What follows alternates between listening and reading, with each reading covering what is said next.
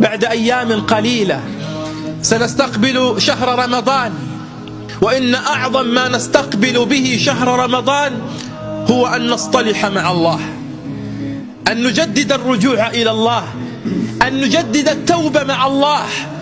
واعلم أيها الحبيب أن رمضان إن بلغك الله رمضان فاعلم أنها دلالة لمحبة الله لك.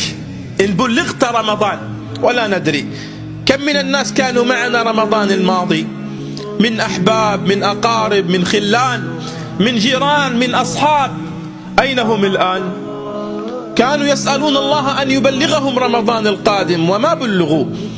وكم من الناس الآن يدعون الله أن يبلغهم رمضان بعد أيام ولن يبلغوا رمضان، ولن يبلغوا رمضان.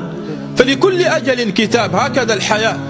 فأنا لا أدري، أنت لا تدري هل سنستقبل رمضان، ولكن إن بلغك الله رمضان اعلم أن الله عز وجل يحبك.